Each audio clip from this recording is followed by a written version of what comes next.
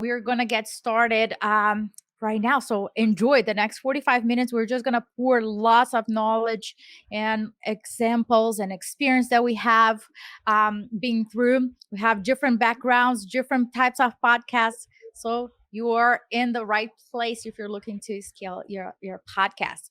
That being said, ladies, I want to go around the table, the virtual table, and ask you guys to introduce yourself, talk about who you are and what your podcast is about. Christy, would you like to get started? Sure, yeah, I'll get started. So my name is I am the host and producer of the Viva with Christy podcast, which is a parenting podcast that parents to live their very best lives while raising aware and empowered children.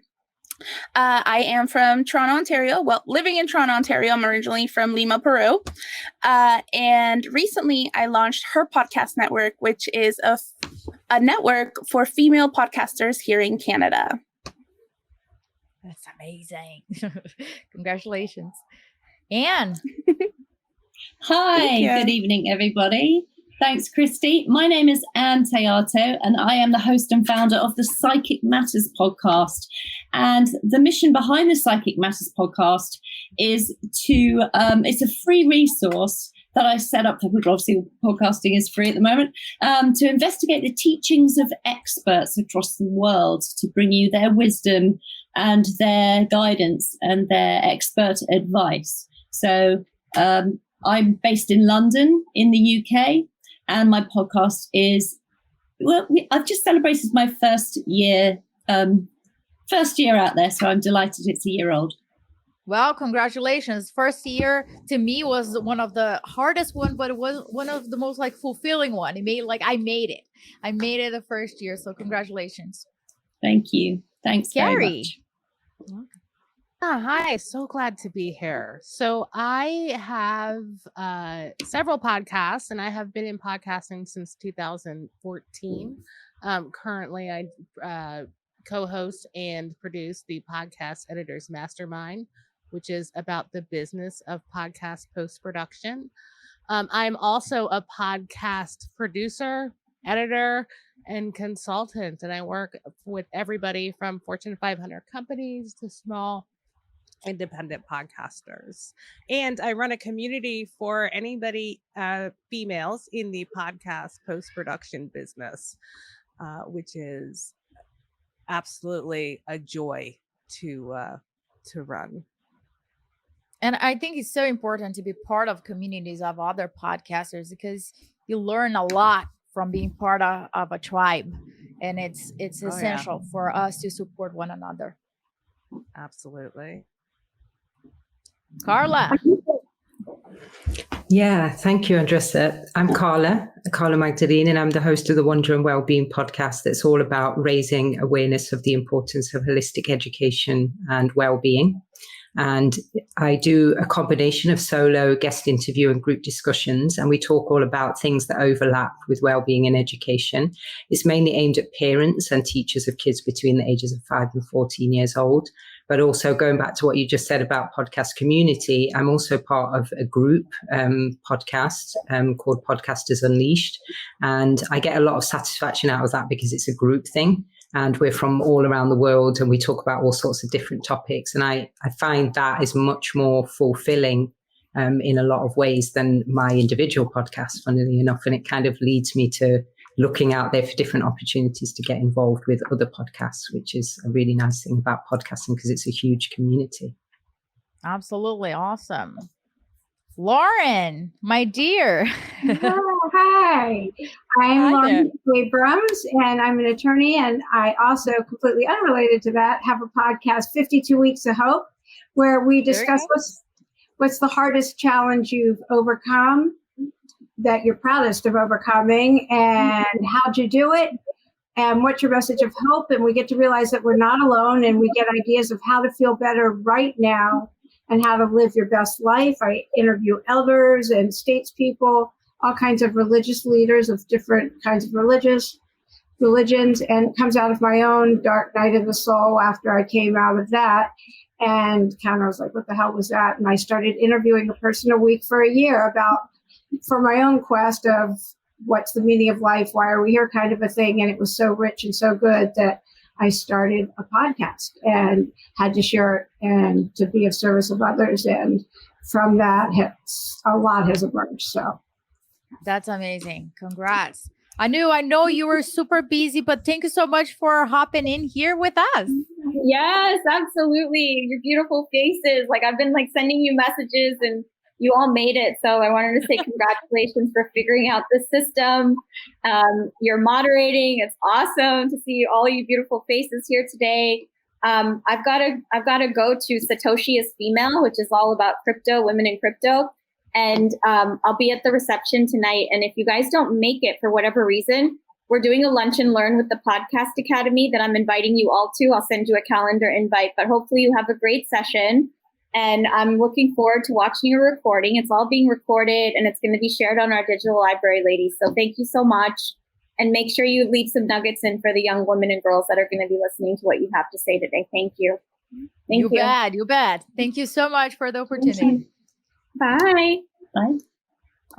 All right. And before I go, I almost forgot about myself. My name is Andrea Sagidelli, and I'm the co-host of the Real Estate Invest Her podcast, where we interview successful women in real estate about their journey in real estate, but also we want to know about how they built their business, right? Real estate is a business. And a third pillar that we focus on is self-care. Women invest in different ways, and we want to learn and grow on our own terms. So we go there. Lauren, we have those conversations with those women, and you're very proud of the struggles they went through. So we're very raw, right? Raw, realistic. We want to know the recipes for the young generation to come. We just don't want to share how many doors somebody has. Doesn't matter. Is the mindset. So we're very proud of the community that we have built. Again, it's just to support women to live a financially free and balanced life, and whatever balance means to you, because we're all different. So we are all looking for different things in life.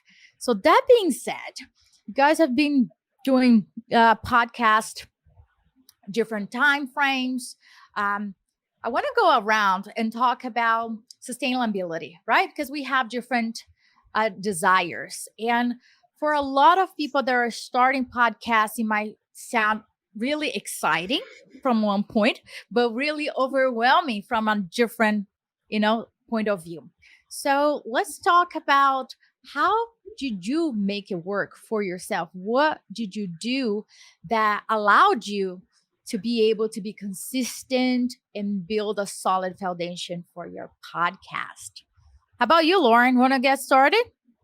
Sure. So I made sure I had a lot of episodes before I started. That's one thing. And it's interesting. I run a lot of podcasting rooms in Clubhouse, and that this question comes up a lot, and it has to do with pod fade and things like that.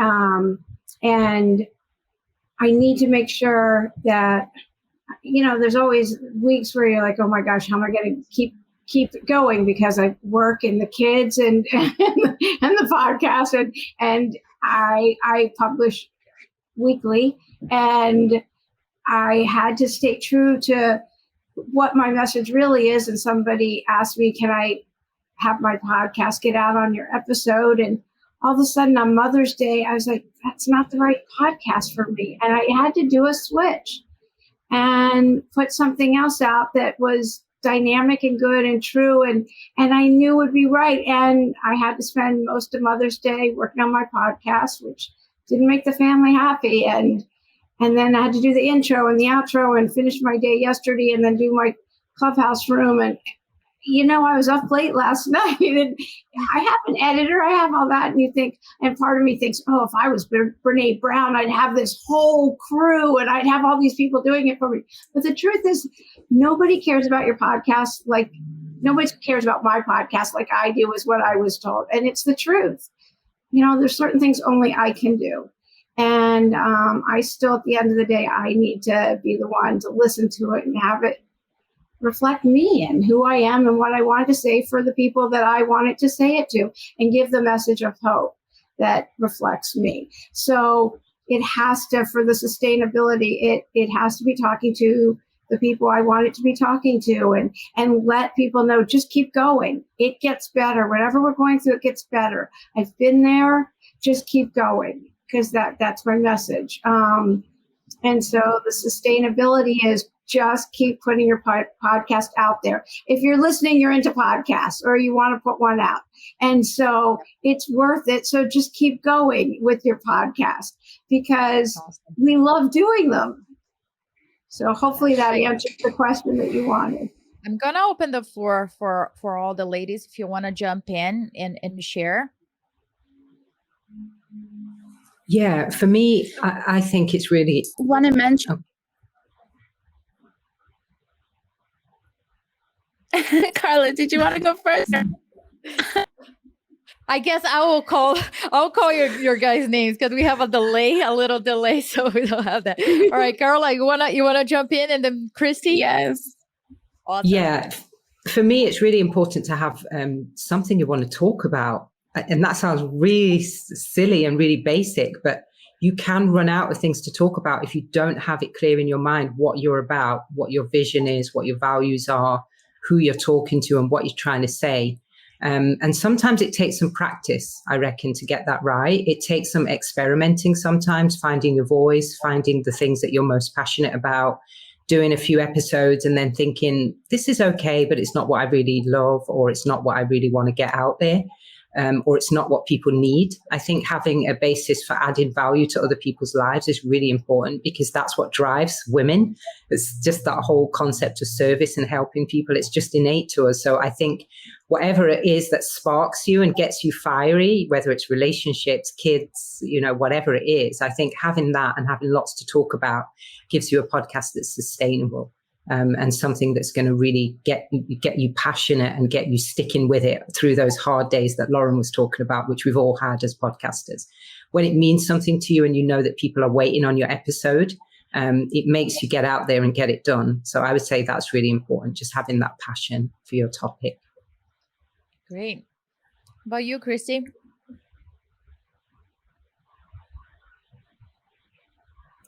Yeah, I love what you mentioned, Carla. I do agree. You have to be very passionate about your face. I think, stemming.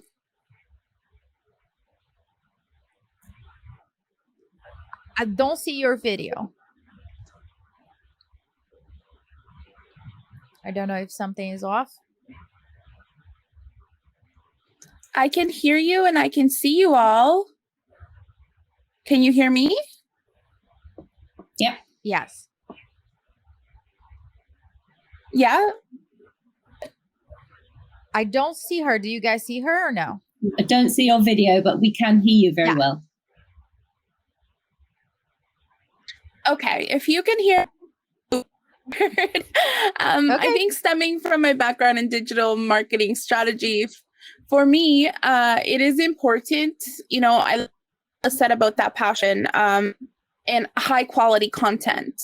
So I'm realistic with myself in the sense of sustainability, because I'm a lot of podcasters will recommend you need to be releasing an episode every single week, but you also have to be realistic with yourself, right? So what is going to work for me in regards to that high quality content? Do I want to release every single week, but potentially jeopardize that quality? Or do I want to, like myself, I aim for an episode every second week, and I am able to really sit down, edit, do the research, do the work. And it also, it ties into your theme, right? There's some themes of podcasts where you can very much speak on the spot. It's opinion based. It's fine. When you're doing a podcast that you really do have to research, or maybe reach out to experts to pull them in on certain. With my podcast, you have to be realistic, right, as to what that means for you. And I think that when are realistic and you give yourself grace, you also don't exhaust yourself, where you do have that podcast burnout and pod fade, right? So that would be my recommendation for that question. How about you, Anne? Yeah, I agree with Christy in that you do have to be realistic with your own schedule and what it is you're able to offer. So for me, I wanted to put out a very high quality podcast episode. And I knew that with everything else that's going on in my life, I'm only seriously going to be able to do that every 2 weeks. So I made that decision to start with. I launched with 3 episodes, as Lauren said earlier, that it's good to start with a batch of episodes first. And what I tried to do initially was always be 3 ahead of myself so that there was never this last minute rush to get one out. I released my episode fortnightly on a Thursday morning at 6 a.m. I don't know why. I just do. That's how it works. And so for a long time, I was ahead and it was sailing along. It was hard work, but it was smooth.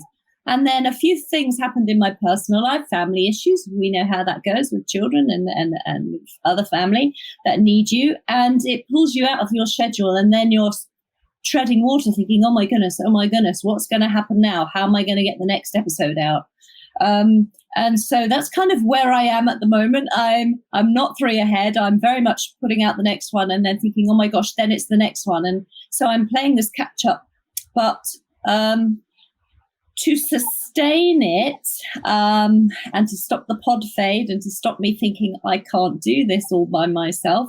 What I'm doing next is I'm going to plan out a framework for the year. So my first year was very much a case of testing the water, seeing where it went, who was interested in it, how it grew. And it has grown amazingly in its niche. It's been fantastic. People are so behind it. They really love the topic.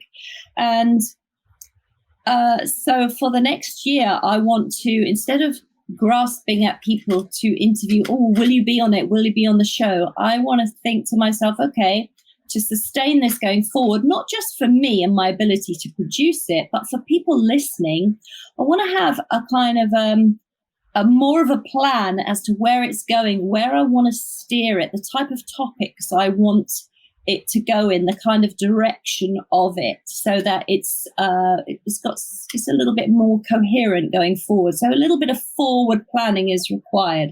And the other thing for sustainability that I also want to do, the minute I get a second, is put aside and make 3 very short episodes. Because with a podcast, they do not have to be an hour long. They can be very short. They can be any length that we like, that we choose. And so I want to put in my podcast bank 3 unreleased episodes that I make. It's just me on my own. I don't have to interview a guest, talking about a particular topic that I know very well, and just have those in the background so that if something does come up and the family needs me and I have to go away and do something, I can just pop one of those in. There we go. That's my podcast done. So that's my plans and ideas around my sustainability. Love that. Gary. I love what everybody has been saying. So I'm going to stick with something a little bit more practical, and just in, practice.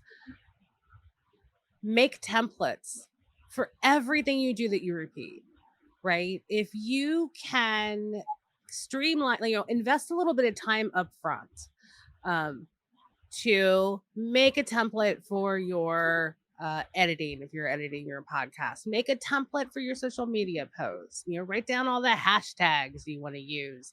Make a template for your episode descriptions, all those little pieces that you do over and over again, even images. That template will save you so much time. And then if you ever come to the point where you're ready to hire somebody, you then have that information to just pass off. So whoever you hire can just plug right into it. And then my kind of mindset piece of advice would be not to compare yourself to others. Because the moment we start comparing ourselves, like so-and-so is doing this, and so maybe I should do that. the moment you start doing that, you can get really lost in the weeds, and it will actually slow you down. It can divert you from your mission. It can, make you feel very overwhelmed very quickly if you're like, oh, that's so cool, I should be doing that. Well, you know what? Do you want to do it? If so, then try it. But if not, then don't worry about it, because your show is your show for your audience. And, always keep that in the back of your head. Like those mission, vision, values, the things Carla was talking about. That's why that's so critical, because it keeps you on the path you want to be. And the final thing I'll say is you get to decide what successful means. It's not download numbers. It's not money. It's what you decide. Right. So again, this kind of goes to the comparing. Don't just adopt somebody's idea of success, create your own. I love that. I want to piggyback on that. That's something that, like, creating the standard operating procedures, that might sound very complicated, but it isn't. It's really putting on paper what are you doing so it can be duplicated by somebody else. So one thing that we do, since we release an episode every week, we schedule in bulk. We schedule like 2 months ahead. So all the invitations and Zoom links, it's all connected with one another. So I would say also that automation will save a lot of time. So it is just makes things more organized as well.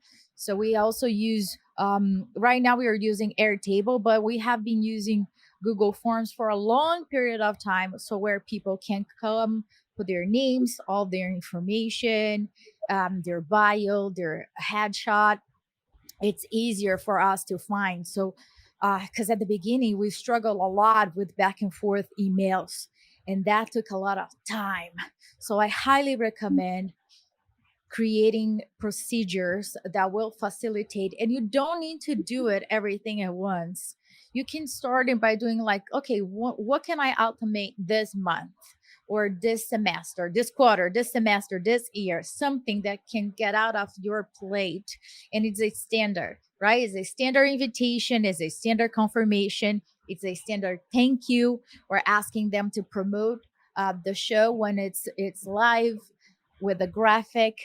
It's creating standards is just a way that you can save a lot of time in the long run. So keep that in mind.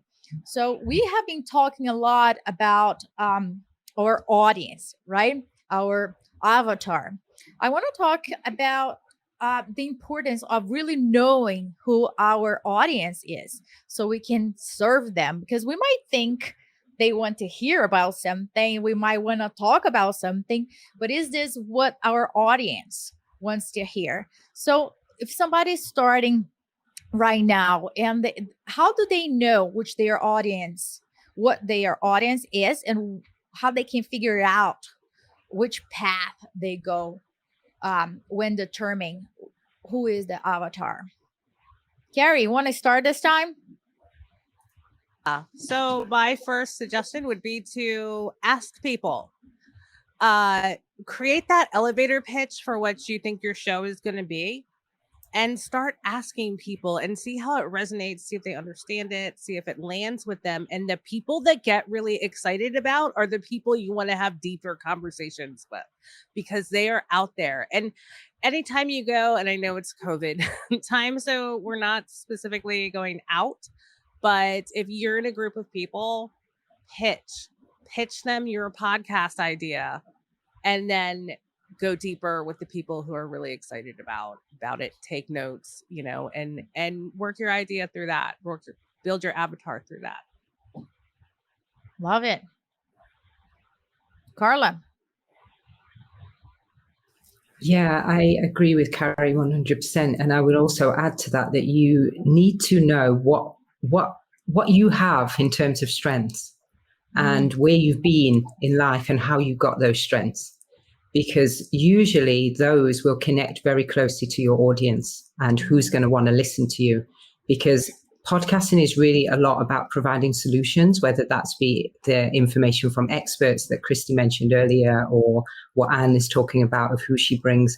Really, when you are choosing even topics for your podcast, it's always going to be related for people, but they're going to be coming from somewhere deep within you, maybe things that you've overcome or people that you have in your network or people that you would like to have in your network. So I think the more that you know yourself and what you have to offer, the easier it is for you to be able to say, well, I think these are the people that I'm going to target. I think when it's very remote, I have had people in a podcast network or people that I've coached to be podcasters who have come up with awesome ideas for amazing podcasts, but just not for them because they have no history, no background, no connection to that topic. And then you're just sort of like trying to guide them in a most sensitive way that you can towards something that resonates more closely with them, their life experience. And that's not to say that you can't come up with a new life or a new self based on this ideal avatar, but it's really challenging to do that.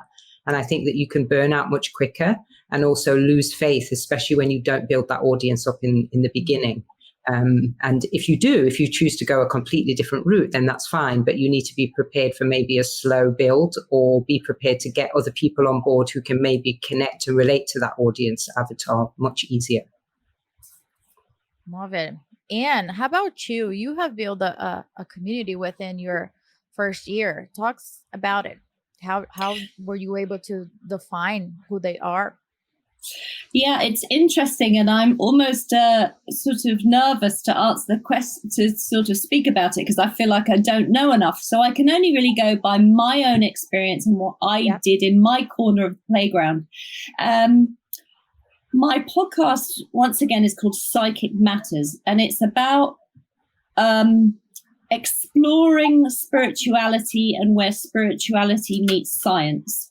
So I'm a psychic medium, and I have lots of friends who are also psychic mediums. And we've all trained, well, quite a few of my friends have trained to a very high level. And so when we've gone to workshops and we've been in each other's company, I've mooted the suggestion of having this podcast for all of us. What do you think, guys? If I was to bring out this podcast and talk about these topics, what do you think? Will you come on and talk about your special expertise area? Will you come on and talk about your special area? And people just said, oh my goodness, this is amazing. Yes, please, because it's such a very misunderstood topic anyway out there in the world. And so people in the niche were really, really behind it.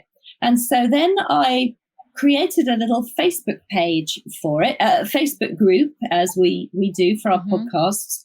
And I asked those that I had spoken to, come into the Facebook group. And I was delighted because I had about 18 people in there. And I was like, yay, 18 people on my first day. And I went to bed that night, and a lot of my contacts are in America. And so, of course, there's a different time zone to us. And when I woke up in the morning, I had something like 191 people in the Facebook group all of a sudden overnight, because people that were in there had invited their friends. Oh, my goodness, this thing is happening. You got to know about it. Come and join in. And it's just been like that. It's just snowballed. And so because people love it. So my audience is really behind it, which is fabulous. And so now I think I've got 935 members or something like that at the moment in that group. So it's taken a year. I mean, you don't get that. Well, I don't know. Maybe you can. But for me, it took a year to get 935. And I'm very, very proud of doing that for everybody. Absolutely. Yeah. We're very proud of every single person that comes and listens. I want to just recommend one book that talks exactly what Anne is talking about. It's called Superfans from Pat Flynn. And it says that you just need to have 100 superfans.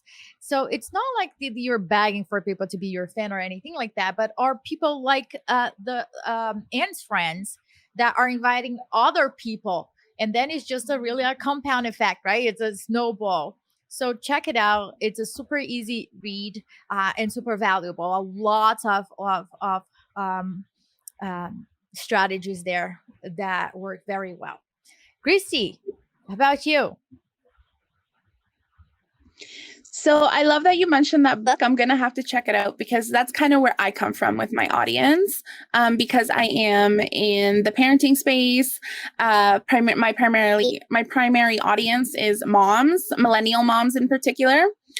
So for me, it's really about, if I have 10 solid listeners to one episode, it doesn't have to even be 1 million. That'd be nice one day. But if I'm really like, I have that loyal audience that keeps coming back and looks forward to my episodes, or looks forward to even, you know, my blog post, Instagram, etc. That's for more about my podcast, or just a million people that might not check in at all, you know. One of the things I did actually was on the topic of being true to what your mission is. A year ago, I rebranded my whole podcast. You know, a very novice mistake just starting off podcasting in 2018 that I made was I wanted everyone to listen. So I started talking about a little bit of everything, right? It was interesting to me, but I was really missing that loyalty factor because it was just one episode was about culture, one episode was like about like the World Cup, and another, you know, gave me the podcasting, the editing, all that stuff, right? But at the end of the day, when I did that rebrand, which was a really big move, it was a scary move, but when I did, that's when my podcast just really blossomed. So if you, you know, if you're listening, watching, if you feel, you know, I really want to refine my audience, find my, you know, my niche space, I highly recommend it because it will make a difference. Awesome. How about you, Lauren? When I love the topic. I love listening to everybody. And when Anne was talking, all I kept thinking was your vibe attracts your tribe. and I just starting a Facebook group. I just wanted to, I was told, oh, go find other people's Facebook groups and just go and add value there.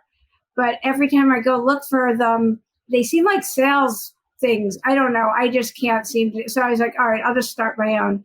And I just figured my vibe will attract my tribe and we'll see. And so that gave me hope, and that like maybe my 19 will turn into like something. I don't know.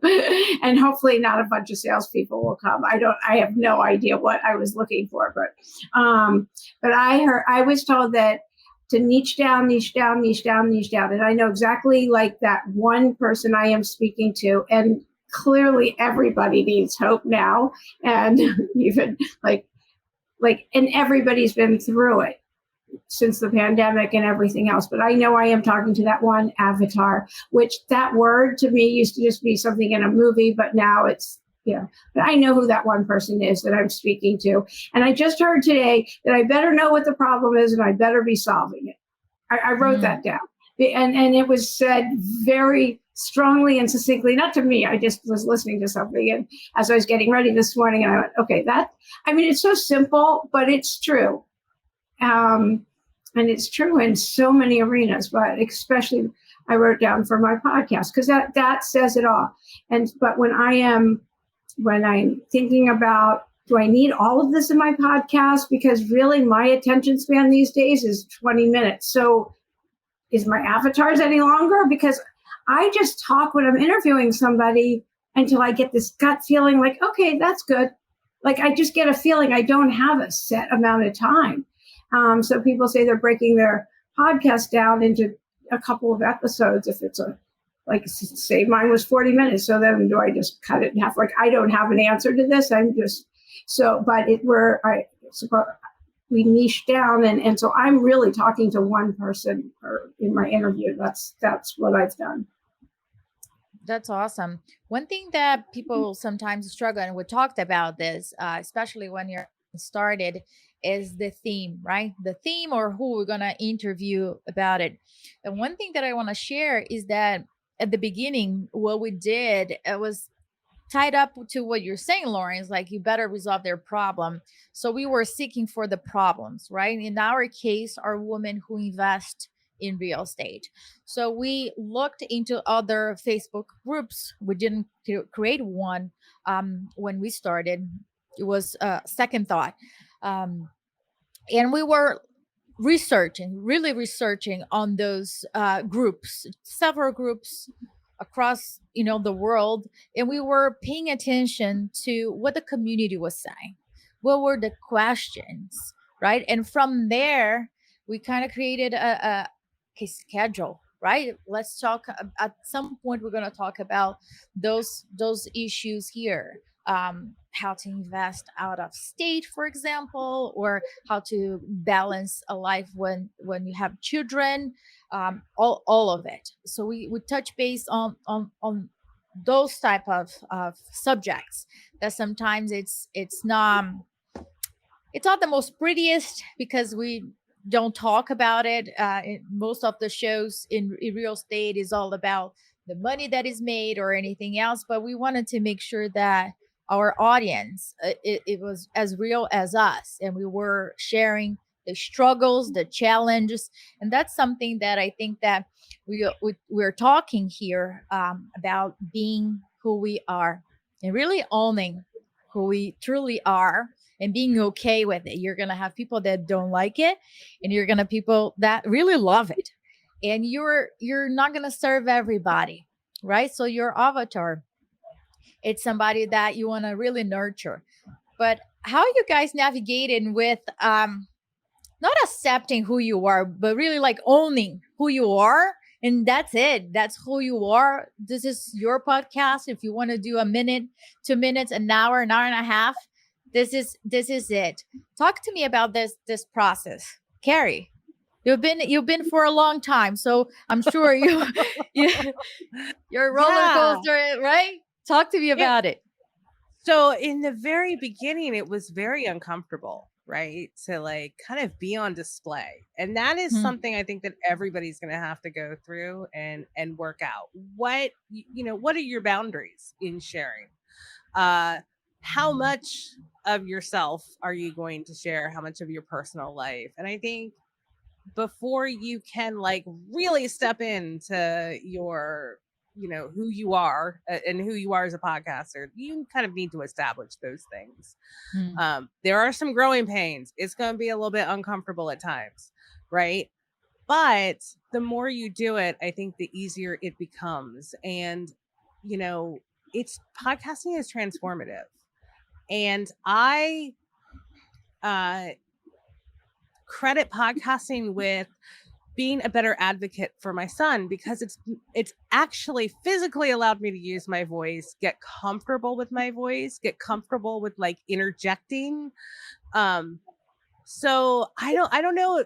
So I almost think that it's not exactly like owning who you are, but really becoming fully you is what podcasting allows you to do. Allows you to really be comfortable with expressing yourself and your opinion and speaking up and stating what you feel and being okay with that. And that's a lot easier to do when you start finding your tribe, I think, and getting that feedback from them as well. And not everybody's going to like it, but you have to, you start to learn how to deal with that as well. Exactly. Carla. Yeah, I love that, Carrie. That is so true. And we were all just nodding away because we've been there. We know about that. What I really love about podcasting is, there are a number of things I love about it, but it's great for introverts. It's great for empaths, and it's great for people who love human connection. And when you initially start it, you don't know that. You're just like, let me give it a go. For me, I did it because I just wanted to have a voice. I wanted to find my voice. I wanted to speak more. And I wanted to be able to do it without shaking, and I tried things like public speaking and all of that. And I was just like, this is not it. This is not that thing that I'm looking for. But also I was listening to the people around me who were saying things when I do my little speeches at work and things, just impromptu advice and things. They were like, you have a great voice. You have a lovely way of putting things. And at first I was like, as we do when we get compliments and things, we feel uncomfortable, like Carrie said. But then I really started to listen to people, and I was like, I could really use this to help people. And so I found it was really great for exploring that, for building myself and knowing what I wanted to say, why I wanted to say it. But also it's great for connecting with your authenticity, and maintaining that, because we talked about sustainability of the podcast, but there's also an issue in life with sustainability of authenticity. Yes. That's really challenging because you get all these influences all the time. And sometimes you find yourself going off course and becoming someone that you don't really want to be, or someone that you don't even recognize if you let it happen for a long time.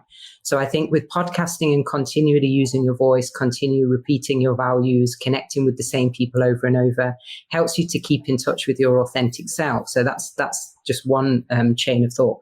But then there's also the idea of the solo cast that we do as part of podcasting. You know, sometimes when you don't have a guest and you're just like, I need to get this episode out, I'm just going to talk about this topic that I was talking about with a previous guest that I really want to elaborate on, or that question that came in on social media from a diehard fan. Let me pick up on that and talk about that.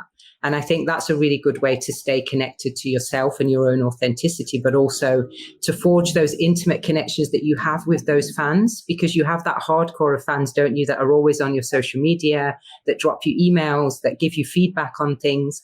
And I think when you do those solos that are directly for them, it helps to maintain that relationship. So those are just some thoughts that I was having when I was listening to Carrie on that. Great.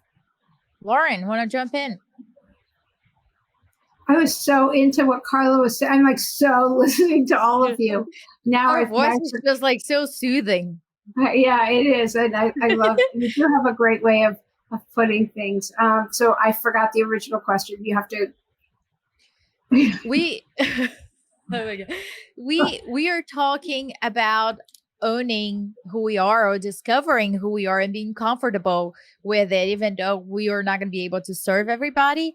And I think that that's a challenge, especially at the beginning, that you were trying to, not trying, quote unquote, a lot of people try to please or serve an audience that is quite impossible to please, but really owning or being who you are.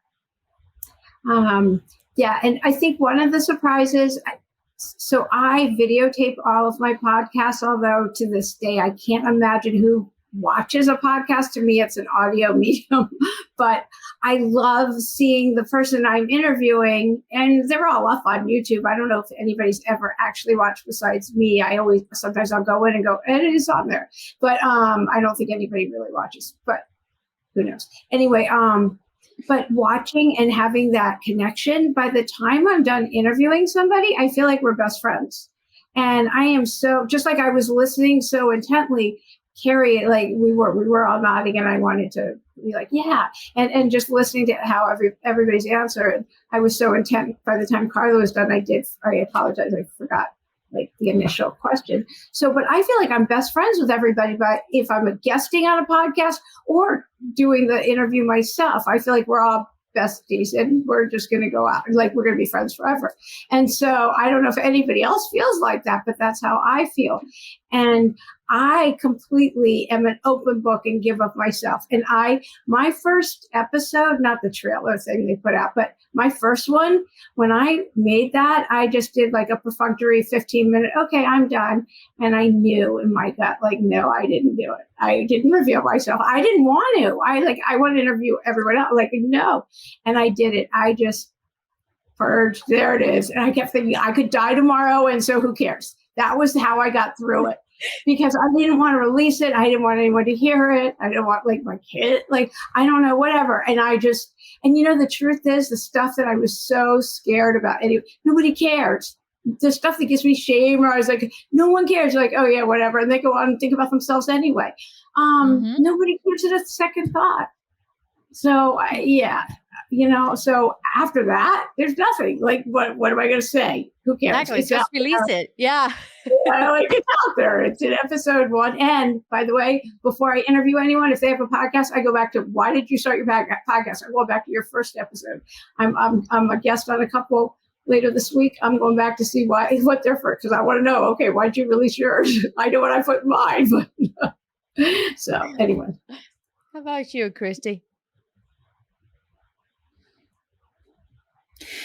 So for me, I have to share, it's my personality to just be my authentic self. Like, I've always been an open book. And so one of the things I do have to bring up, like, for example, in my bio, I have like Mama Rebelde, and I always say I'm the Mama Rebelde of podcasting, which in Spanish, well, in English, it means rebel mom, right? Because the reason why I started my podcast was recognizing that I was doing things differently. As a Latina mom, I was doing things very differently with my daughter than I was raised, right? So I knew that there was other women like me, whether, you know, they're South Asian, whether European, African, etc. No matter where you're from, you have this like pressure from your parents to parent a certain way, right? And you're doing it differently. So there's a lot of women like me. So it was sharing my authentic story to be able to influence them. And I needed to be true to myself and raw. Experience, I do have to be careful with how much I share about my daughter, because I'm very respectful of her identity, right? But yeah, it's just, I feel it's important to just be your authentic self, because you're right. Like, you know, if somebody doesn't like you, then they don't like you. But the likelihood of more people liking you and tuning into your podcast, it's much higher than that, like one person, right? So I think that's really, really important. Be just authentically. Like, I could put Mama Rebelde in English, but I don't, because that's part of, you know, my rebelness of, of just putting it as it is, right? Because it just speaks to me and my audience much more than if I was just to put like Rebel Mom, you know? But yeah, it's just, it's so being your authentic self and doing things differently. But there's people out there that, you know, can totally relate with what you may think is so taboo. Right. So that's the important part. I just want to add that when you see the impact that you have on other people, when you start getting those messages, when you start having people, you know, you go to a community event and somebody comes up to you and says, you know, you changed my life. Like, you know, you're doing the right thing. And you want to step more into that. I mean, seeing that impact is the most amazing thing, and realizing your voice has made such a difference. And that just makes you want to go like right into who you are, because that's who helped people, right? Absolutely. Anne, how about you? Yeah, I totally agree with Carrie there. There is nothing like somebody saying to you, you made a difference in my life, to make you feel, okay, my podcast will be sustainable. I'll carry on going. Who you are as a podcaster, I was always very comfortable being behind the microphone, because before I was a psychic medium and before I started my podcast, I am an actress and a voice artist. So I was very comfortable behind the microphone always. So that wasn't a problem. Listening to my voice wasn't a problem. The problem for me came not with a podcast, but several years before, when I wanted to tell people I was a psychic medium and own who I was in that sense. And I found that very difficult. So eventually, of course, I did, because I think life is too short to not really truly step into your power and live your authentic life. So I'm very much all for that. And my first podcast episode, I decided to explain my journey. And so my very first podcast episode is called Becoming a Medium. And it's how my journey, how I stepped from being an actor or a mother and then into the psychic world and went forward and things like that. Now, as a mum and as a friend, people would... I'm very, very different. I'm very I'm lighthearted. I'm jovial. I'm always telling jokes and mucking around. In my podcast, because the topic is slightly serious, I've got it's not that I'm a different personality. It's just that I'm very respectful of my listener. So I'm very careful about how I phrase things. I hold space for people to be able to talk. I don't interrupt the way that I might do if I was just talking to a friend or things like that. So, and also I'm very curious about people, and I love talking or finding out about people. And so I just find that is a really interesting aspect of my personality, that I own that. I love finding out about people. And so I use that. That's who I am as a podcaster. I'm a curious minded person. Yeah. Love it. So the last thing that I want to talk to you guys about is making money with podcasts, right? And this can be a controversial subject, and the struggle between making some money because you're spending your time there or whatever reason you might have, and also being authentic with your audience and being true to yourself. How do you guys deal with it? That's my question to all of you. And what has been working for you for your podcast? Carla, I want to get started. Yeah, great question, Andressa. It's all about authenticity, isn't it? It's all about all the things that we talked about: authenticity, knowing who you are, what you have, knowing whose problems you solve, and stepping into your power, as Anne just said. I think when you think about all those things and what that looks like in real life, this is what I believe. Once you get to that point where all of those things come together, you're being authentic, you're stepping into your power, you've got a niche, you know who you're talking to and what problems you're solving. I think you start to see lots of channels of where you can make money. And I think one of the worst temptations is to start thinking about money first. And maybe this is just a life maturity thing as well as a podcast maturity thing. I think that there are stages in life where you can be, you can have a scarcity mindset and you can think, oh my God, I've got to make money, make money, make money. But when you stop thinking about that and you start thinking about adding value to people, that's where you see the channels to make money. And sometimes it's the simple ways like making money through sponsorship on your podcast. And sometimes it's not. Sometimes it's more about how you can partner with people, who you could coach. Coaching is a great way. Lots of podcasters make money from coaching people that have the same problems that their podcast aims to solve. That's also another avenue, but they open up when you're authentic. And you don't then need to chase things that don't connect with your niche or not for you, that you're not good at.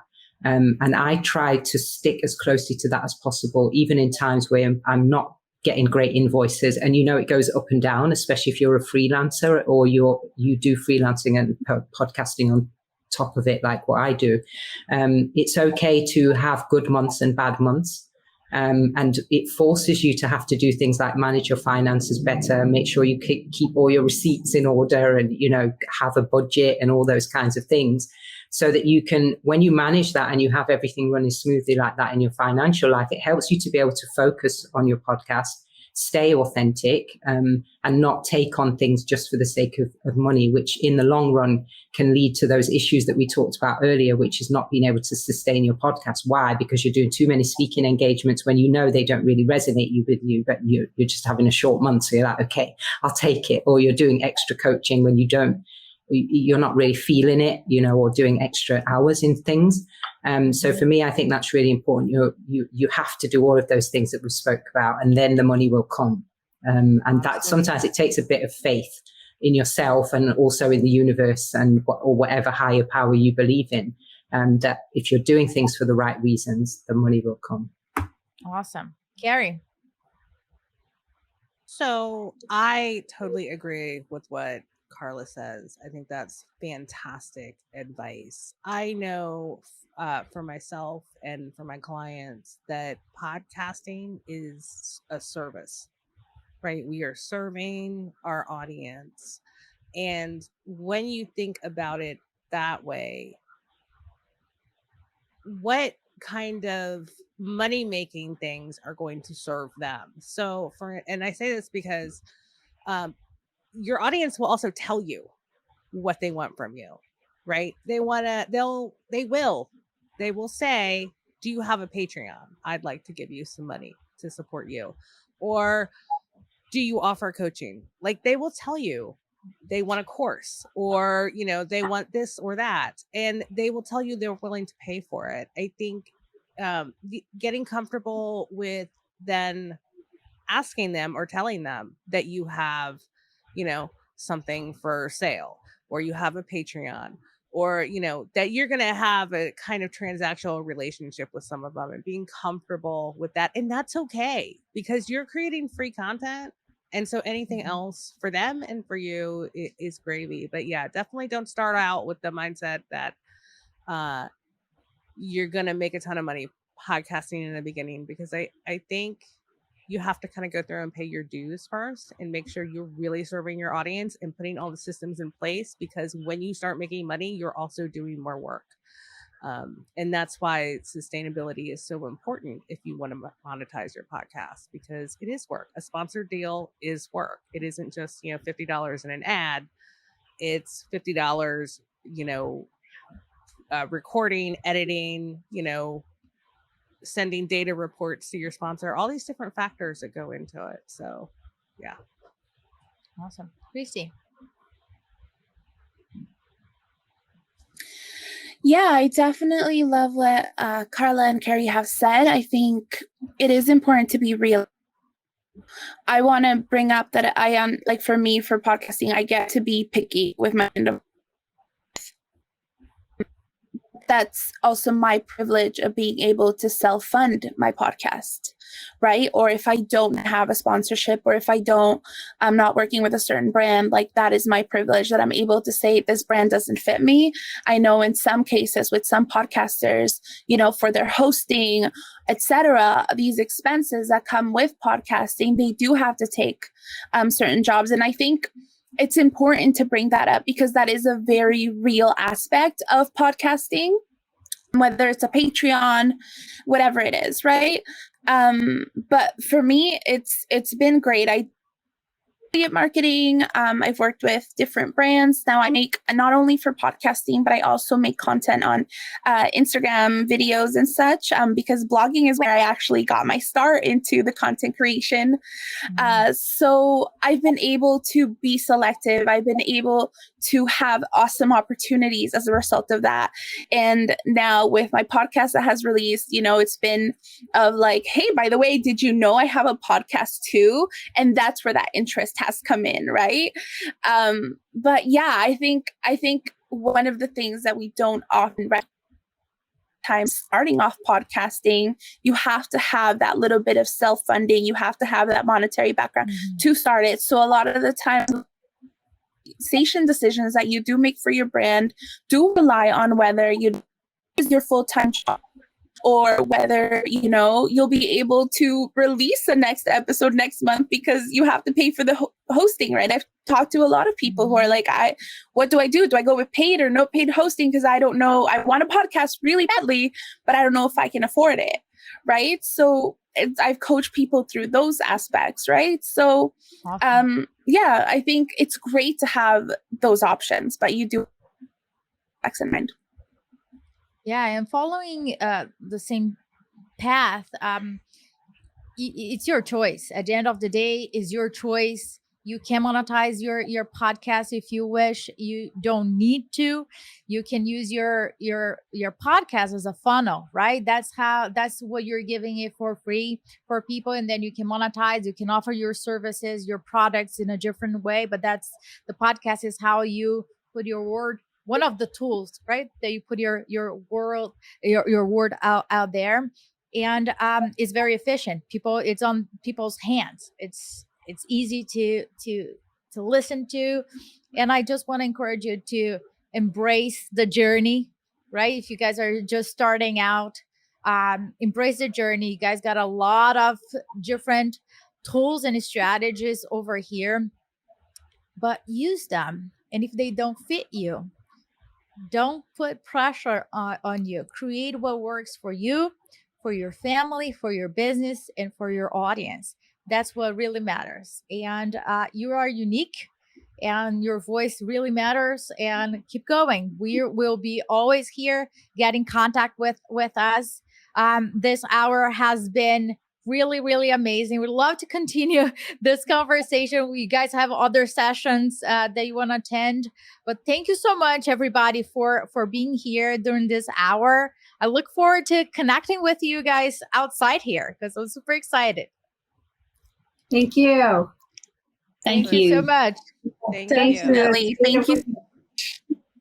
Yeah. Have a good night. Thanks, everyone. you. All right. Bye-bye. Thank you. Bye-bye.